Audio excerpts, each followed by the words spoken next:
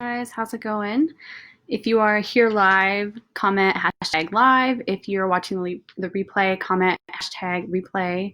I'm so excited to have you here, and I can see comments. So if you comment, I'll be able to answer any questions along the way. So I wanted to hop on and talk about the Start Today journal. If you are unfamiliar with this, this is a journal created by Rachel Hollis. She has multiple books out. One of them is Girl Stop Apologizing, and one of them is Girl Wash Your Face. I've read Girl Wash Your Face and loved it. There's a section in there that completely changed how I kind of perceived how I was doing things. And so that is a great book, and I highly recommend it. So I'm a total fangirl. So of course I got the Start Today journal, and I give it away to other people. As you probably saw, I'm giving out some of these as prizes this week because I wholeheartedly stand behind this. So I just want to walk through how it works. So there's like an intro section that tells you how she recommends using the journal. And in the beginning, I want to talk about how I kind of have, how I've used it has changed over time. So in the beginning, I would use it, I guess I'll tell you how it works first. Okay, so on each page, I'll go to an empty page here. It has you write down the date, and then you write down 5 things you're grateful for, and then you write down 10 dreams I made happen, and then last is the goal I'm going to achieve first. So the grateful, 5 things you're grateful for, obviously gratitude makes a big difference in how you perceive your life, and so this is a great way to start off. And then the 10 dreams I made happen. So the idea here is that you're writing it in past tense as if you've already achieved it.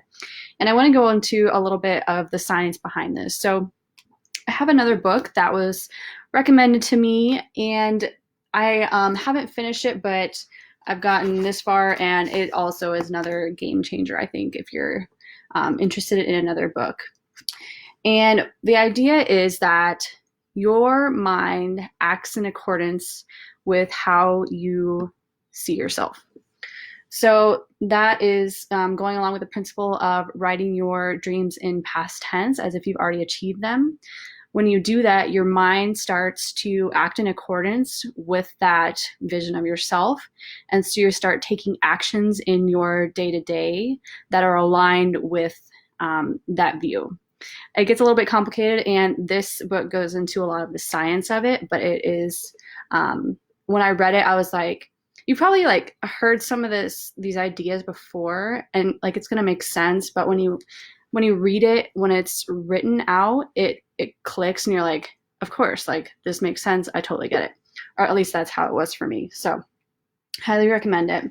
And that's why you write your dreams in past tense. So then the last part, the goal I'm going to achieve first. So if you've listened to Rachel Hollis at all, she talks about how you really can only truly focus on one thing at a time. And I am very much someone that struggles with shiny object syndrome. I'm getting much better at it, but I constantly have to remind myself to prioritize tasks and ask myself, is this really what I should be working on right now? So what I love about the goal I'm going to achieve first part is that you're deciding what is the next thing that you're going to put your attention to. So like I mentioned, I started using this a little bit differently than I use it now. So in the beginning, a lot of my dreams were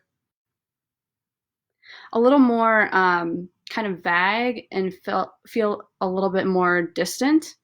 And which is fine. I think that you can use this journal in whatever way works for you. So I 100% would tell you, do what works for you. For me, I was writing out these dreams, and like they're awesome dreams, but they didn't really feel that tangible to me. And what I started doing recently is writing them down as more bite-sized dreams, almost more like small goals, I guess, than dreams. So I'm just going to go through one that I've done recently. So what I'm grateful for, I'll put even the littlest things. So I'm grateful for supper in the crock pot, which I totally am. Beautiful weather, strategy sessions, that kind of thing. And then 10 dreams I made happen. So this is how I'm using it, where I've broken them up into like little action steps pretty much. So I'll just read through them to kind of give you some context. So the first one is I've tested my store display idea. I've launched other creative market products because I have some creative or products on creativemarket.com. I've updated my website and portfolio. I've set up my online shop. I created more Skillshare classes. I launched my second free training. I relaunched my tiny offer. And there's a few more as well. So, and then the one that I chose that I'm going to achieve first is my tiny offer relaunch.